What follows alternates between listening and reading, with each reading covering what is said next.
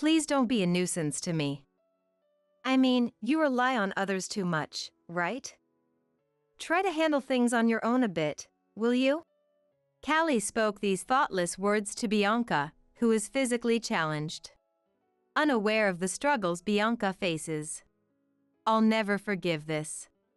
If you dare speak ill of Bianca again, be prepared. I'm Mila. 27 years old. Living with my parents. I work and could live alone. Considering my age, few of us are likely to live at home. But I stay home for a reason. That reason is my sister, Bianca. Bianca was born with nerve issues, making it hard for her to move. She needs care, especially since our father passed away. And it's too much for our mom to handle alone. It's not easy assisting someone's daily life. And mom isn't young anymore. So, I take the lead in caring for Bianca. Are you okay, Bianca? Does your body hurt?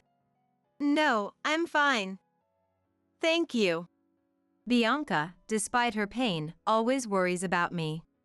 She tries to do everything she can and used to apologize all the time when I started caring for her. Seeing her like that made my heart ache. Bianca, please don't apologize. But after asking her several times, she reluctantly agreed. She feels sorry, but I don't mind at all. Mom opposed me taking care of her. Worried about my age, job, and marriage prospects. But I care more about Bianca. And want to stay by her side. Each time Mom brought it up, I'd rebel. I want to be with Bianca. Reflecting on it now, I was quite childish. Mom understood and stopped objecting. She takes care of Bianca while I'm at work. I'm grateful for her concern.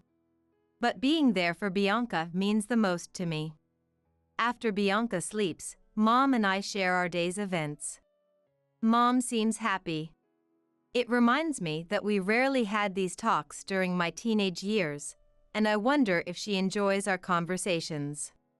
Then, one day, while caring for Bianca, she mentioned something.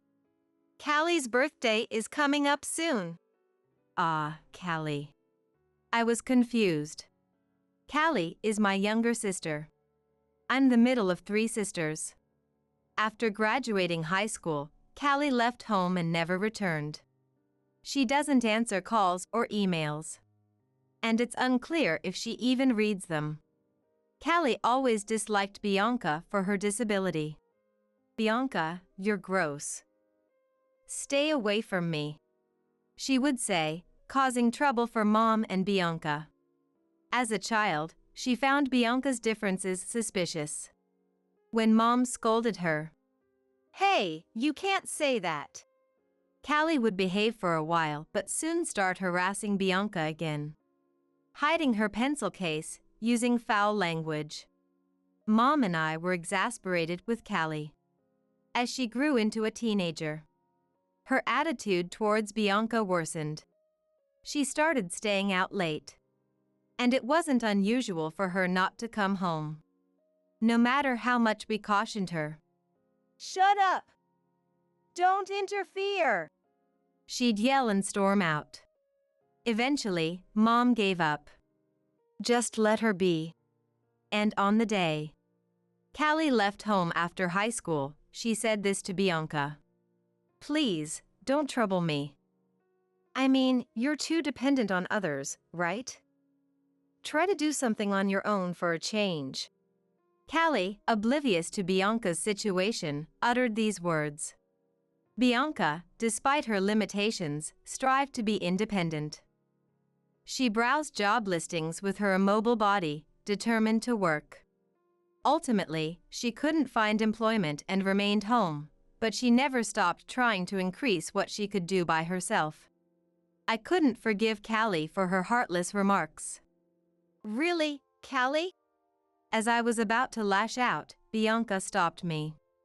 "Maybe that's how Callie sees it. Sorry for being such a burden," she said. Looking at Callie, Her face a mix of irritation and smugness, she left home. And we lost touch. I heard from relatives that Callie got married right after high school, likely spending time at her boyfriend's place even when she was away from our home.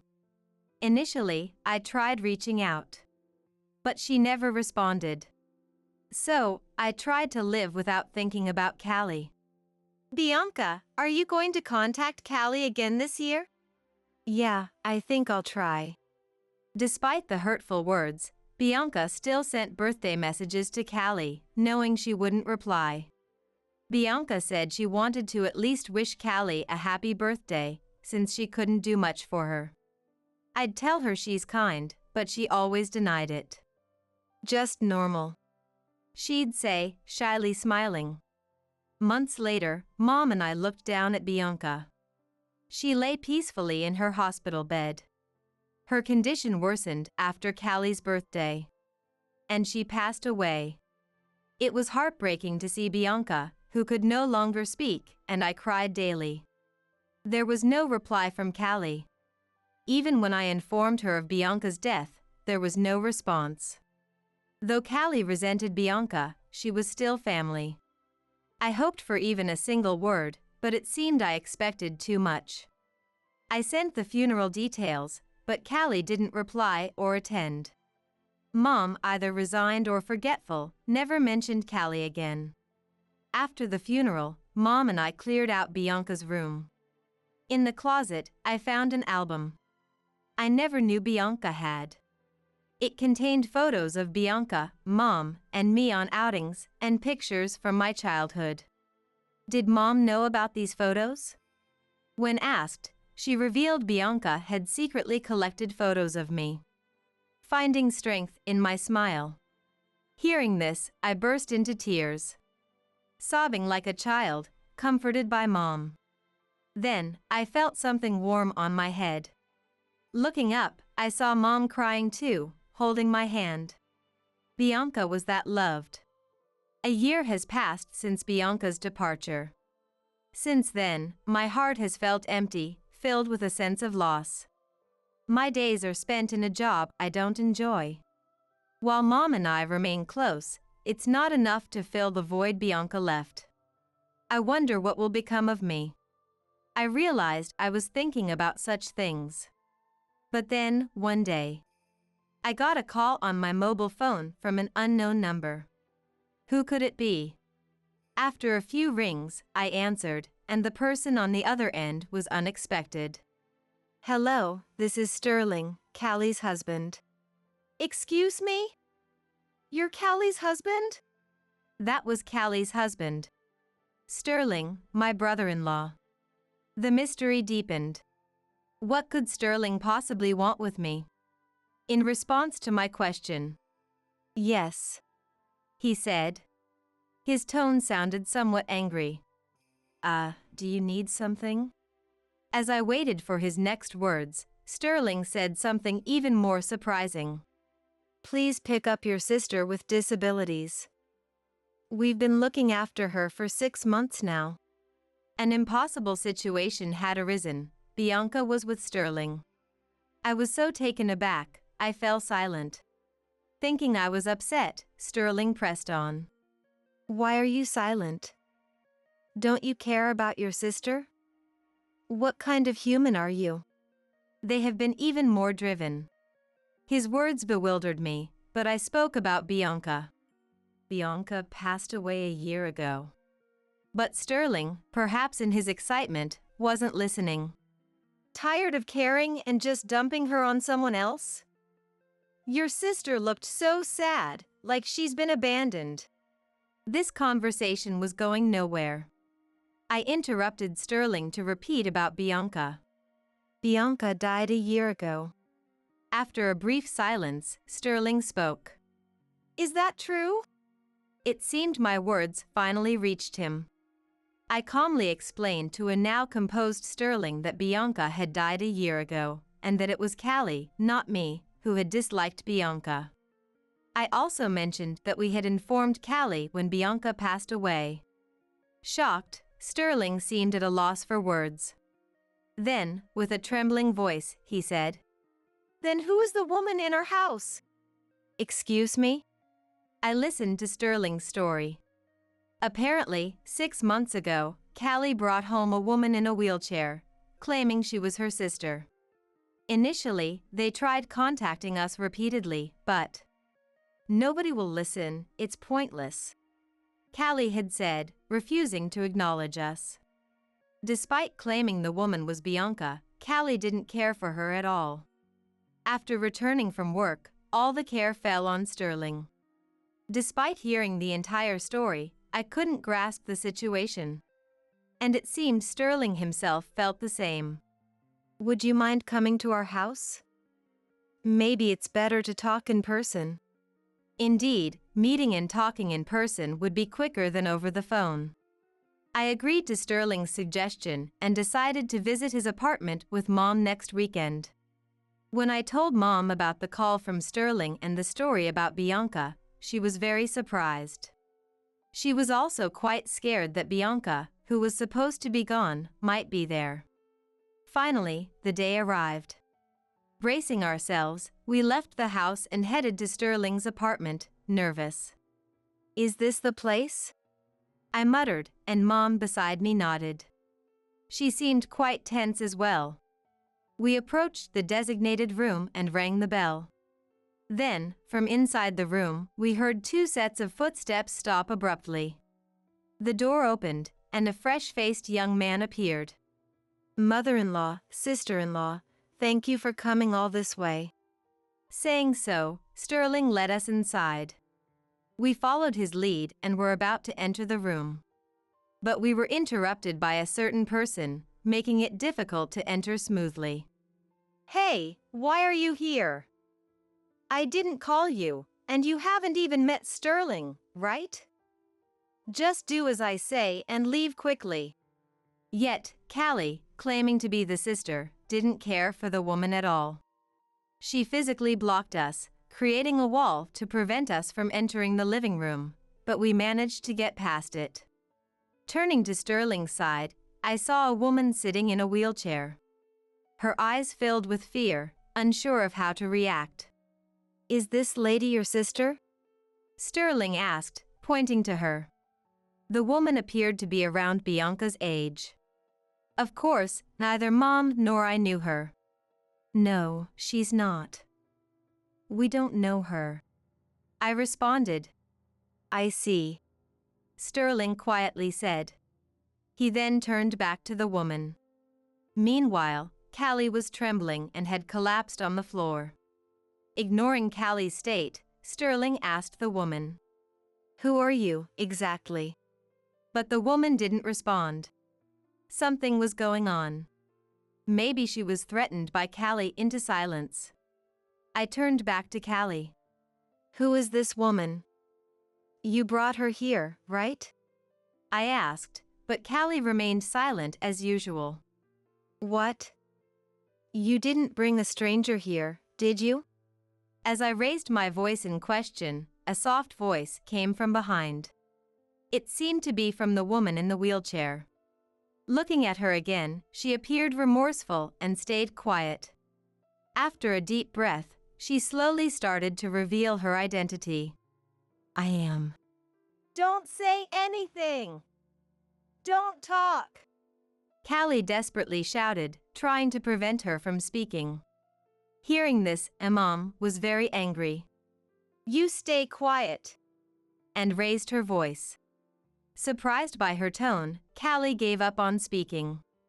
We turned back to the woman, encouraging her to continue. Slowly, despite being scared, she began to reveal the full story. "My name is Christina Redmaniel." "Redmaniel!" Sterling exclaimed loudly upon hearing her name. It was unfamiliar to us. "Sterling, do you know her?" "Do I know her? Could you be the daughter of Mr. Redmaniel?" Christina nodded. Hearing more from Sterling, it turned out that Christina was the daughter of Sterling's boss. Hearing this, both Mom and I were perplexed. Sterling, trying his best to explain, also seemed unsure of what was happening. What was Callie trying to do, bringing a complete stranger and claiming her to be Bianca? Beyond questions, I felt fear. It seemed the only way to get answers was to confront Callie directly. I stood up next to Callie, who still sat on the floor with a disgruntled expression, and demanded an explanation. What's going on? You started all this, right? Involving so many people is unthinkable. Explain everything. However, Callie just stood there, staring off into space, refusing to speak. Even when cornered like this, she seemed unwilling to reveal the truth. I knew Callie had issues, but I didn't expect her to be this stubborn. What should we do now? As I pondered, Christina spoke up. Callie is dating my brother. She said it straight, looking right at us, unlike her earlier frightened demeanor. Noticing Christina's boldness, Callie glared at her. And then, Callie tried to pounce on Christina. We managed to stop her and turned our attention back to Christina. Stammering at times, but earnestly, Christina shared her story. Callie tried to interrupt, but Mom's stern look silenced her. Christina revealed she had been living with a disability in her lower body since a childhood accident. Since then, her family had been overly cautious around her, making her feel uncomfortable. One day, after more than 10 years of this, Callie suddenly showed up. I'll take you in, she had said. Confused, Christina eventually felt less afraid, knowing Callie was her brother's partner. Perhaps Callie took Christina in to impress her boyfriend. Once at Callie's home, Callie did nothing for Christina, leaving everything to Sterling. When alone with Callie, the kindness shown at the time of taking her in vanished. You're in the way, Callie would say, often negating Christina's existence. The way she treated Christina was similar to how she had treated Bianca. A nuisance. Go away. Don't be dependent. It was too cruel, considering she had taken Christina in. Hearing this, I was shaking with anger. Such a person being my sister is too shameful. What do you mean, Callie? I asked. Callie retorted loudly. It's all Sterling's fault. He's always busy with work and doesn't pay attention to me. That's for the family's sake. How dare you talk so arrogantly when you don't even work? Sterling was clearly angry, hearing such childish excuses. If you are not working, it would be nice to have Sterling go to work for you. Watching Callie continue with her excuses, I was overwhelmed with anger like never before. Just as I was about to unleash my anger on Callie, Sterling spoke up. Do you realize how many people you're hurting, Callie? Your sister, mother, Christina, your late sister. As a human being, you're out of line. Callie stopped making excuses and was visibly shocked. Callie, usually faced with a calm Sterling. She tried to retort, but ultimately, she couldn't find the words against Sterling's anger. Sterling continued to explain how serious the situation was. But, Callie tried to make more excuses, but tears prevented her from speaking clearly. Seeing Callie acting like a victim infuriated me, and I spoke up again. Do you know how much Bianca worried about you, Callie? Callie turned towards me, tears in her eyes. I don't know any sister. I don't have a sister. Her words left me in shock. I never expected her to say something like that. I was at a loss for words, but before I knew it, this is what came out of my mouth. Do you know, Callie, that Bianca sent you an email every year on your birthday, despite the terrible things you said to her? She always thought of you. Then Callie hung her head down again. She must have known about the birthday emails, but chose to ignore them. I couldn't help but blurt out. Despicable, I said. Callie didn't expect such words from me. She remained silent, tears quietly streaming down her face. Afterward, Sterling and Callie got divorced. Sterling seemed very angry with his brother for neglecting Christina and discussed with his boss the affair and the treatment of Christina. Soon, rumors about the brother, some perhaps unfounded, began to spread in the company. He tried to endure at first, but eventually resigned. Callie, after the divorce, moved in with Christina's brother, but with him leaving his job, they had no source of income.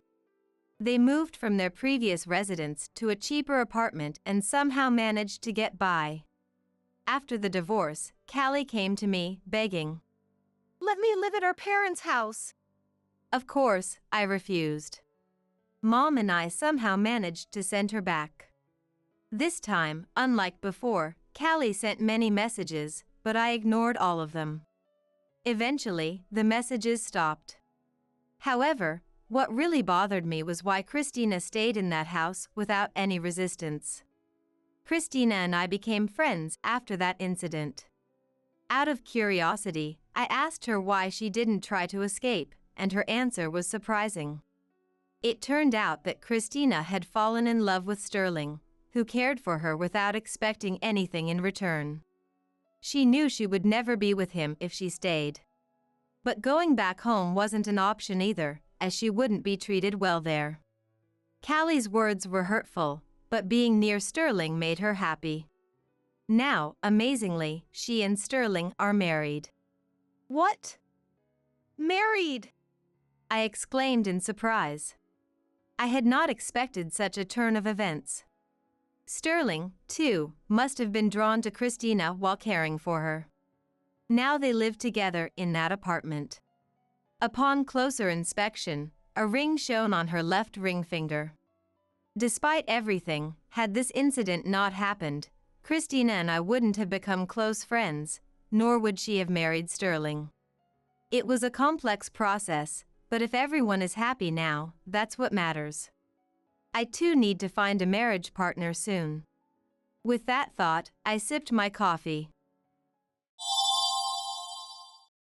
Enough with this marriage!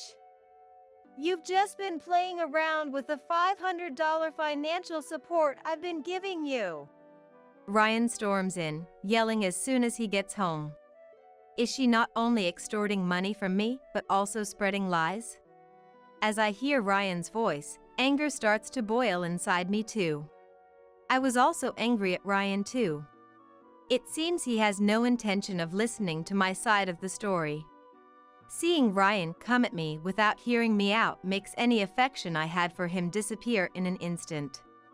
Don't you want to hear my side of the story? I have no intention of listening to your excuses. Go borrow the money you spent right now or choose divorce. What? Then let's go with divorce, I said with a smile. Right after that, the front door opened. It seems like John has come back home. It's wrong to blame Mom. What? Are you siding with her? She betrayed my trust. So, you're saying you guys betrayed my trust, then? We're stunned by the figure appearing behind John. Thanks to him, I was able to get a divorce from Ryan without issue. And by stopping the financial support, they're going to see hell. I'm Amanda, a 37-year-old. Just a regular working mother with a part-time office job. I have a son, John, who is currently going through his rebellious phase. John has always loved studying, doing his homework, and reviewing without me needing to say anything. As he entered his rebellious phase, he started to ignore me. But he never speaks harshly or gets physically aggressive. Well, I guess that's expected of a high schooler. The real trouble is with my husband Ryan and my mother-in-law Emily. Ryan and I met in college, and after a strong pursuit from him, we started dating.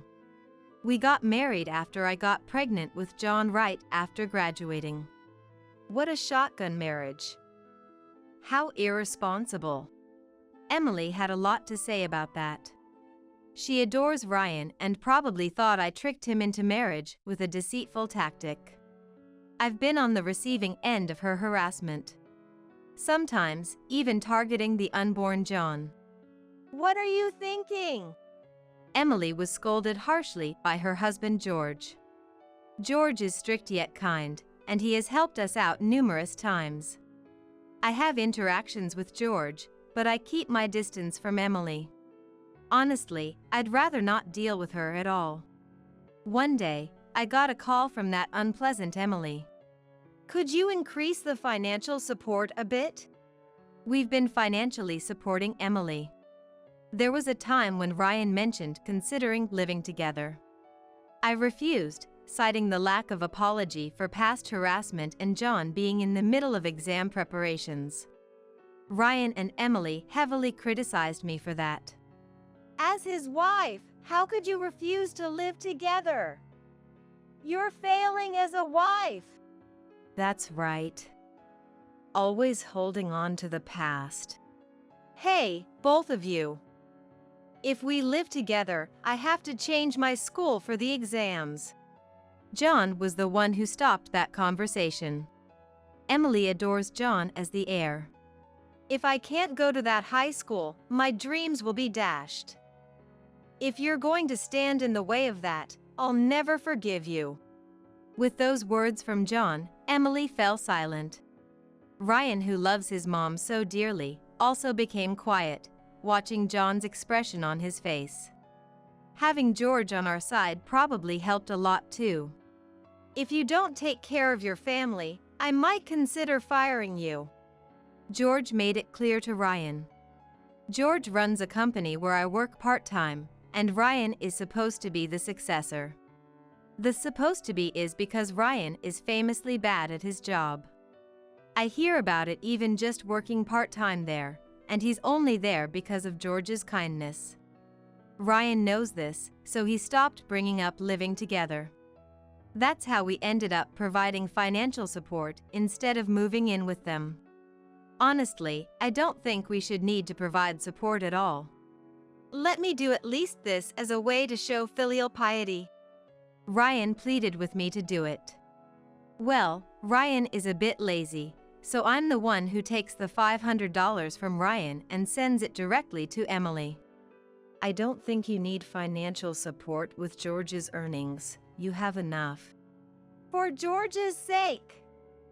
Just send it without complaining, Amanda. Emily hangs up after saying that. Ignoring her could lead to her going on a rampage. Until now, John and George have been there to help, but John is in his rebellious phase, and George is currently busy with a big project. It's unlikely they'll be able to help this time. After persistent calls from Emily demanding an increase, I decided to add about $300 from my part-time job earnings. Only $300, huh? Well, all right then. Thanks. I've increased the amount, so please don't contact me anymore unless it's an emergency. I made sure to emphasize this to the delighted Emily. I wish I could cut ties with Emily, but George has been too good to us. I decided to endure it at least until John becomes independent. I'm home. Welcome back. I have something to talk about. Then, I tried to talk to Ryan, who had just returned from work, about the increase in financial support. However, Ryan wouldn't even look at me. Irritated by his attitude, I still tried to bring up the important matter. Enough already.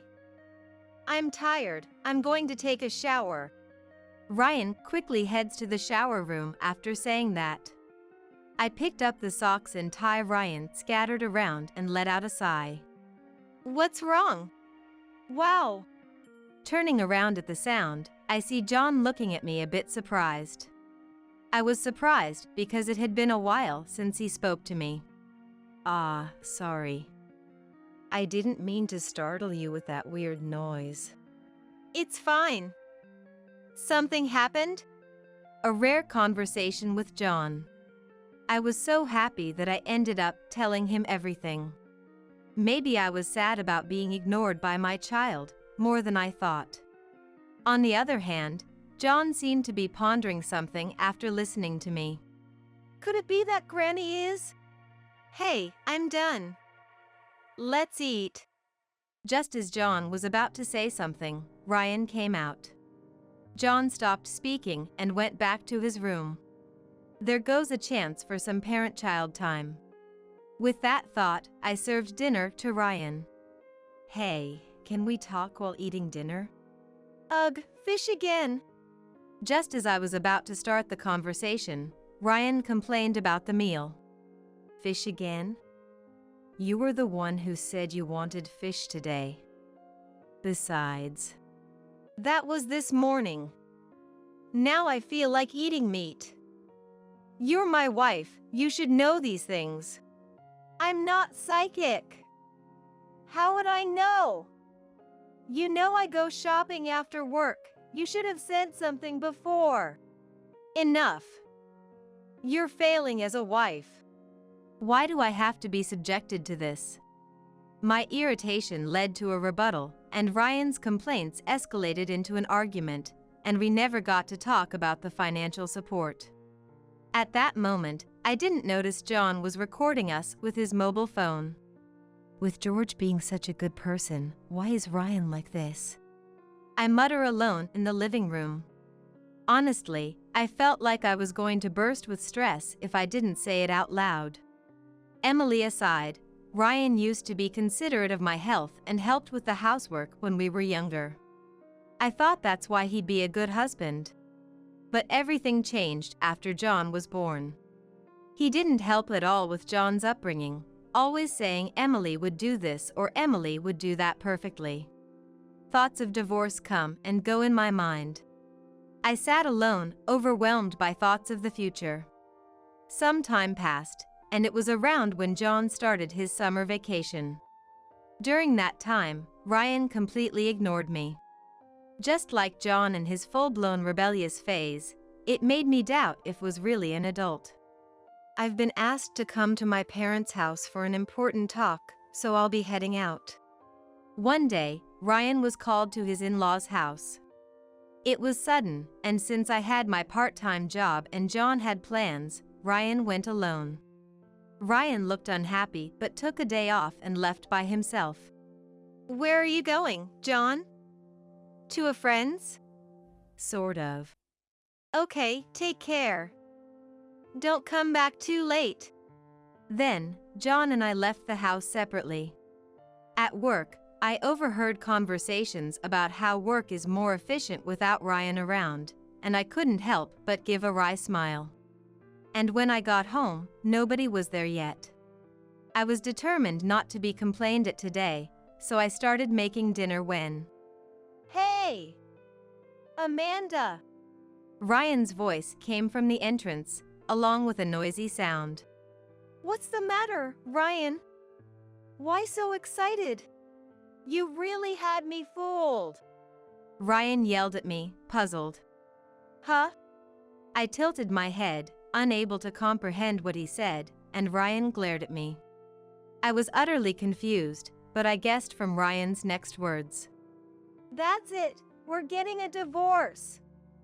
You've just been playing around with the $500 financial support I've been giving you. Ryan storms in, yelling as soon as he gets home. Is she not only extorting money from me, but also spreading lies? As I hear Ryan's voice, anger starts to boil inside me too. I was also angry at Ryan too. It seems he has no intention of listening to my side of the story. Seeing Ryan come at me without hearing me out makes any affection I had for him disappear in an instant. Don't you want to hear my side of the story? I have no intention of listening to your excuses. Go borrow the money you spent right now or choose divorce. Huh? Then let's go with divorce, I said with a smile. Right after that, the front door opened. It seems like John has come back home. It's wrong to blame Mom. What? You're siding with her? She betrayed my trust. Then, it means you guys both have betrayed my trust. We were astounded by the figure appearing behind John. What? George? Dad, why are you here with John? There stood George, his face filled with anger. What's going on here? Well, answer me now. As George demanded coldly, Ryan immediately became flustered. George glared at him, while John pulled out his mobile phone next to him. Then, the conversation we had just moments ago played from John's mobile phone. Everything that just happened, and Dad's attitude towards Mom all this time. I've been recording it. Anyone can see Dad is in the wrong. What? Even if you decide Mom is wrong or if you dare to lay a hand on her, I won't mind getting arrested. You'll have to deal with me. John, being an athlete, has a good physique. On the other hand, Ryan has recently been sporting a typical middle-aged man's belly. It was clear who would lose if it came to blows. Defying your own father. What do you mean by father? Being controlled by Granny, ignoring Mom's opinions, is that what a father does? Even when I ignored you guys, Mom faced me. What have you done as a father? Is exploiting Mom what a father does? Ryan was silenced by John's calm assertion. It's amazing how children grow up before you know it. Despite the situation, I couldn't help but feel happy that John stood up for me. Ryan, I believe I've told you before what I'd do to someone who doesn't take care of his family, haven't I? Ryan's face turned pale at George's words. Well, he deserves it. It was as if he was being told he would be fired. Mom, take this. Is this a divorce application? What was handed to me was a divorce application. Why did John have it? And to think, my son was so well prepared. Don't worry about me. With John's words, I quickly filled in my part and thrust it at Ryan. Ryan seemed surprised that I wrote my name without hesitation, staring at me. Are you sure? Divorcing me will make things difficult for you. I'll manage. Being with you is harder. And I won't have to deal with Emily anymore. But just sign the divorce application now.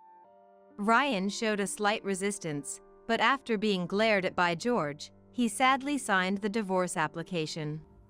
John, we're going to my parents' house. Get ready. Got it. Then, we packed our bags lightly and George drove us to my parents' house.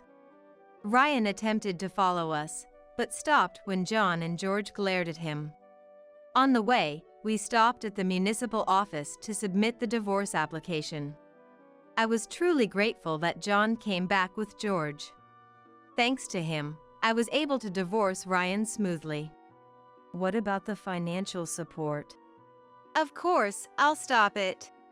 By stopping the financial support, they were going to face tough times.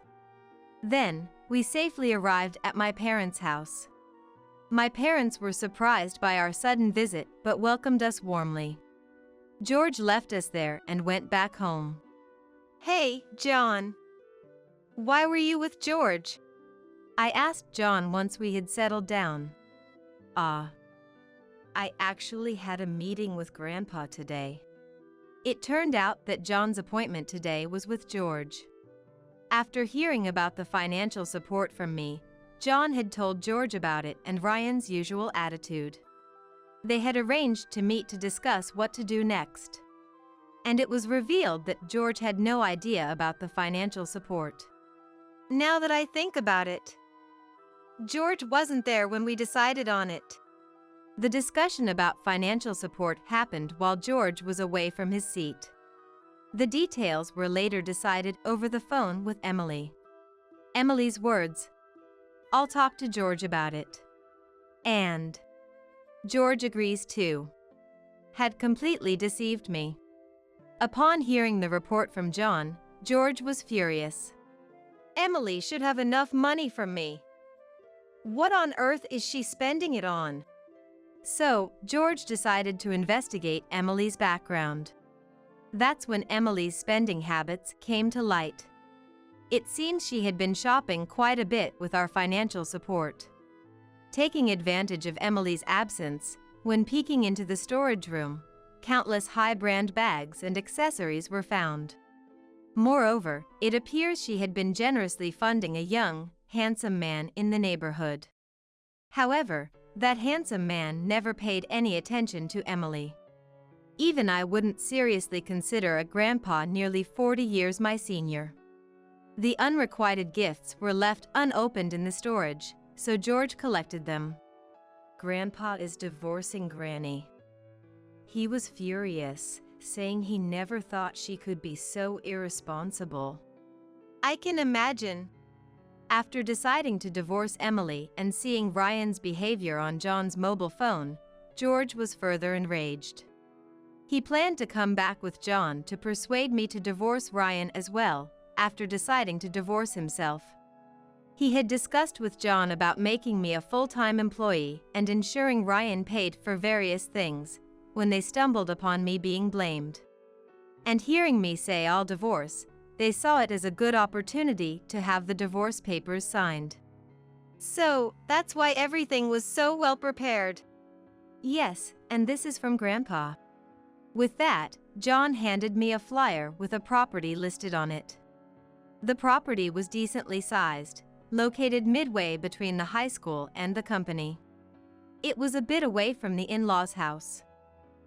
What does this mean?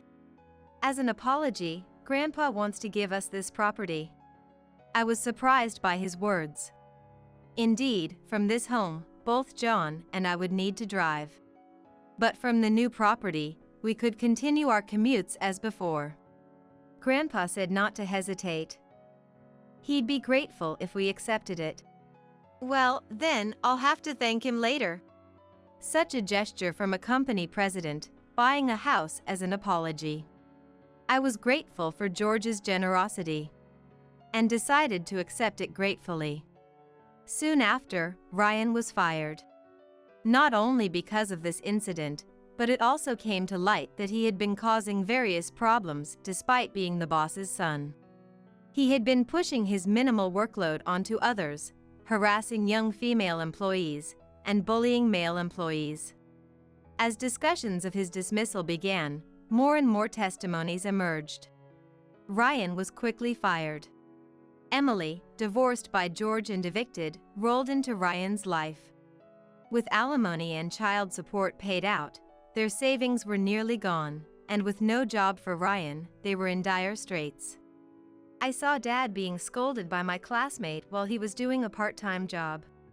Did that classmate say anything to you? He did. Looks like your ex-dad came in. I told him to work him hard and not to hesitate to scold him if he's not useful. I see. A miserable existence, being scolded by one's own son's classmate. Already infamous for being useless and now struggling to find work due to his age. Coupled with Emily's unabated spending, they were spiraling into debt.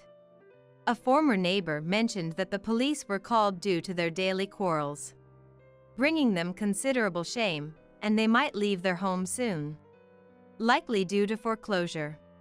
Meanwhile, I became a full-time employee. Though I come home later now, and the responsibility increased. Our lives had more comfort.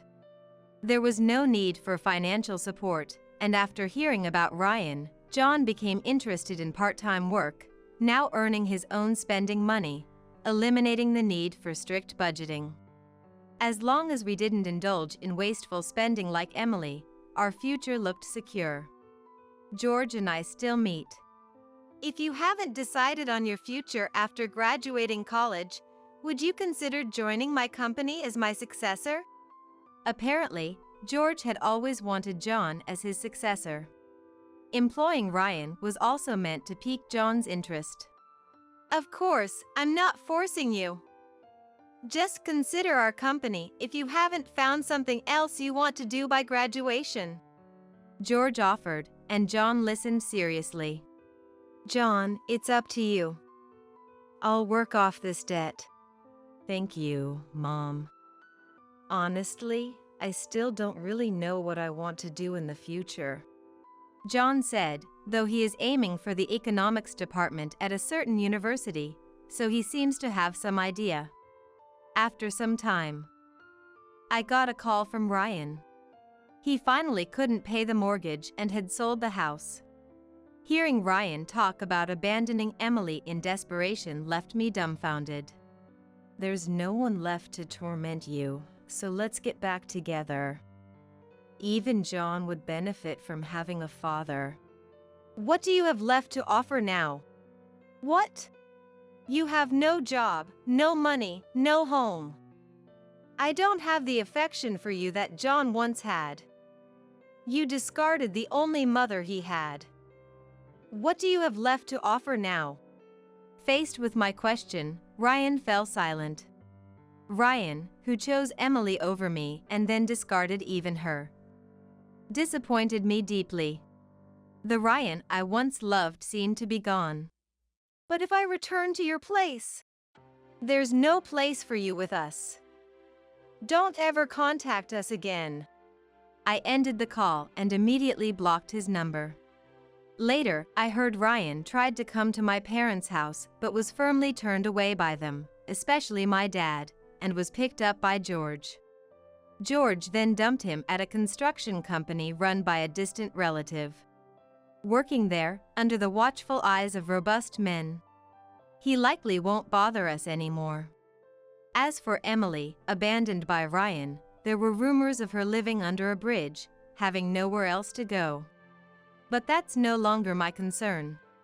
I'll be home late today because of my part-time job. Is that so? Thanks for letting me know. No problem. Thanks for everything, Mom. Since then, John, perhaps having outgrown his rebellious phase, began to communicate more openly with me. This incident helped me realize John's feelings, and I've been making sure to express gratitude and apologies more directly. John responds in kind, bringing us closer. Without Ryan, we've become a closer family. I find myself grateful for that, and I share laughs with John. Our relationship with George remains strong. He says he wants me as a successor, but what he just wants to see his dear daughter and grandson. George continues to care for us. And when we invited him on a trip with my parents, he was delighted. I hope to maintain this good relationship with George. Years after the divorce, I received another letter from Ryan. I've been receiving them for a few years now, but I tear them up and throw it in the bin. Another letter from him? Yes, seems like it. He never gets tired, rather, he's persistent. He'd be much happier if he just gave up sooner. He has nothing left, so he's desperate to regain something. Let's just eat dinner. Today is the day John, having graduated university, starts working at the company as a successor. Having interned there during his student days, he's already recognized by everyone. I've heard rumors in the office about John being a promising newcomer. I'm proud of such a son. Here, I wanted to give this to Mom. What? John handed me a beautiful box containing an elegant pen. I saved up to buy it. I've come this far because of you, Mom. Hearing John say that almost brought me to tears early in the morning. Let's continue to live a peaceful and close-knit family life. And to ensure John keeps smiling, I'll do whatever I can. Being careful not to interfere too much, like someone we know.